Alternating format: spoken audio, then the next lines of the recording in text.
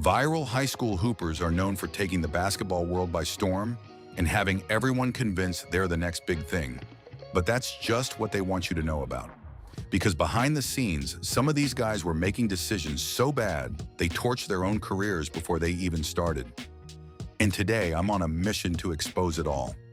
Starting with Aquille Carr, because this dude had an entire city so obsessed with watching him play that crime rates in Baltimore literally dropped on game nights. I know that sounds crazy, but we're just getting started. Because what happened next to him and the other 4 players on this list is something nobody saw coming: Aquille Carr. To understand Aquille Carr, you first need to understand what he meant to Baltimore. On nights when Carr played for Patterson High School, crime rates in the surrounding neighborhoods reportedly dropped because everybody was already inside the gym. Not because of extra police, because a 15-year-old with the nickname the Crime Stopper was doing things with a basketball that an entire city couldn't bring itself to miss. Standing at 5'6" and weighing barely 145 pounds, Carr looked nothing like a basketball legend. But the moment he touched the ball, none of that mattered.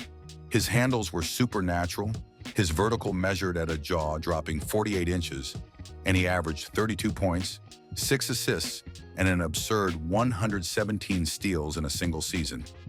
Patterson's home games had to be relocated to Morgan State University's arena just to fit the thousands of people showing up to watch him. By his sophomore year, an Italian professional club had reportedly offered him $750,000 to come play in Europe while he was still in 10th grade. The whole world felt like it was waiting for Aquille Carr to arrive, but fame alone can't solve the complications that derail a basketball career. Academic struggles closed college doors. After committing to Seton Hall and never signing, he bounced through prep schools, went overseas briefly, and entered the D-League where the Delaware 87 ERs selected him. He showed flashes but never stuck anywhere long enough to build on them. Undrafted in 2014, short stints in Canada and Cyprus followed, with suspensions and off-court incidents cutting his opportunities short every time momentum began to build. Today, Aquille Carr plays in the Basketball League, a world away from the sold-out arenas where an entire city once stopped everything just to watch him. He once admitted he still watches his old mixtapes sometimes, saying he wishes he could rewind the time. Given everything that happened, you completely understand why. 7th Woods.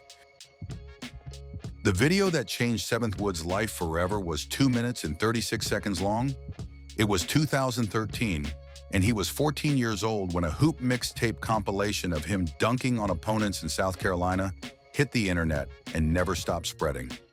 16 million YouTube views later, writers were calling him Zion Williamson before anyone had heard that name, and at the time, nobody considered that comparison unreasonable. The talent backing the hype was real.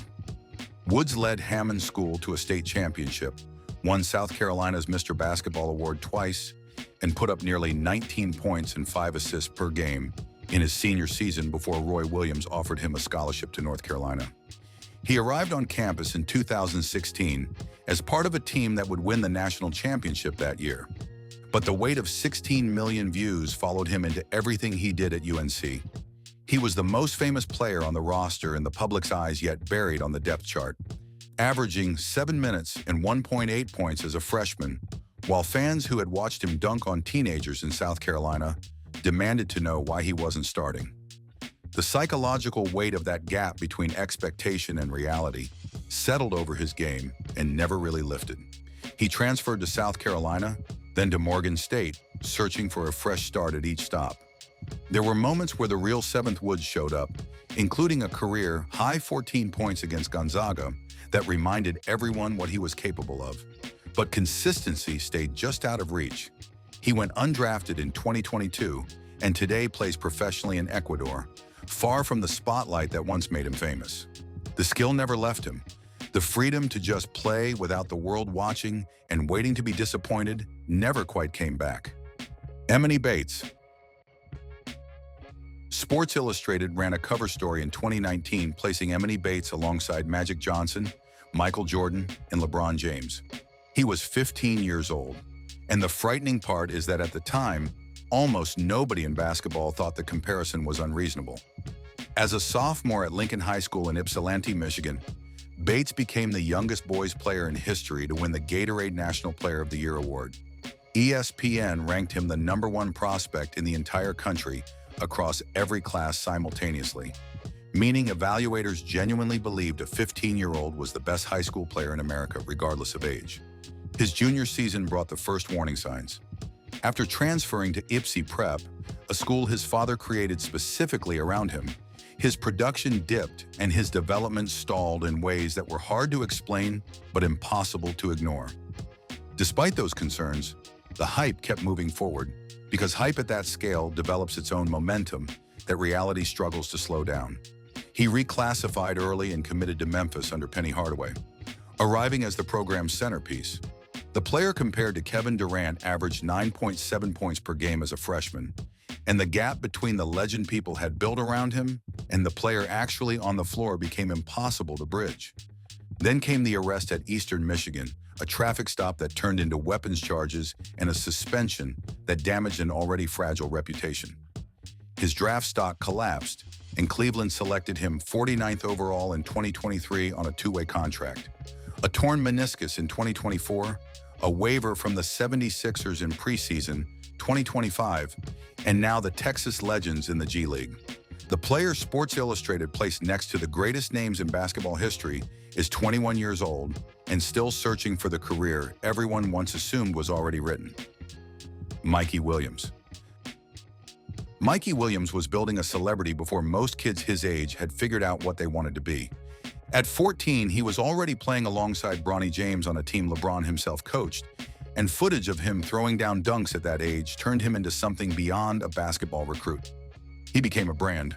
By high school, he had over 3 million Instagram followers, eclipsing most active NBA players, and Puma signed him to make him the first high school basketball player in history to land a deal with a global footwear brand. His NIL valuation hit $3.6 million before he played a single college game. The events of March 2023 unraveled all of it almost overnight. A confrontation outside his home escalated into an incident where shots were allegedly fired at a group leaving the scene. Puma terminated the deal. Memphis withdrew the scholarship. Mikey accepted a plea agreement that included anger management, community service, and a 10-year ban on firearms. The settlement kept him out of prison, but left his reputation and basketball future in pieces. What made the fallout worse was what came after. The humility that once made people root for him disappeared publicly, replaced by a version of himself that rubbed people the wrong way, with clips circulating of him dismissing opponents and carrying a confidence the scoreboard simply was not backing up. Today he plays at the University of Central Florida, averaging 1.5 points per game on 29% shooting.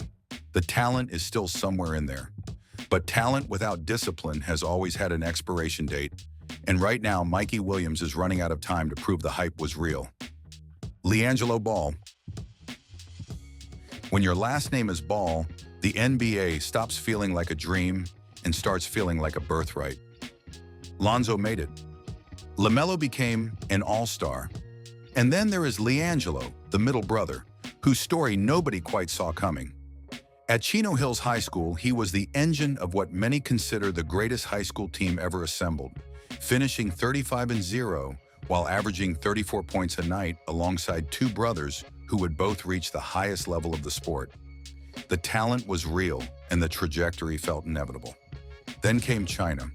During a UCLA team visit in 2017, LiAngelo and two teammates were arrested for shoplifting from a luxury store in Hangzhou, a country where theft carries sentences of up to 10 years. The story became a global spectacle that eventually pulled in the President of the United States. The charges were dropped, but UCLA suspended him indefinitely, and rather than wait it out, he left the program entirely. His father's decision to send him overseas to play professionally in Lithuania was widely mocked, though LiAngelo averaged over 12 points a game and showed the talent was still there. It didn't matter when draft night arrived in 2018 and his name was never called. G League contracts went nowhere. A training camp with the Pistons ended before it began. A summer league chance with the Hornets in 2021 produced under 5 points per game, while LaMelo was already becoming a star on the same team. Today, LiAngelo has shifted toward music, with his debut single crossing 1 million Spotify streams in its first day. Whether that becomes a real career or remains a side project while basketball fades further into the background is something only time will answer. But for the leading scorer of the greatest high school team ever assembled, the distance between that moment and where things stand today is a story nobody who watched Chino Hills in its prime ever expected to be telling. Going viral gets you noticed, but the NBA has never once cared about your YouTube view count. Which of these players do you think still has a real shot at turning their story around? Drop it in the comments and subscribe because we have more stories like this coming every week.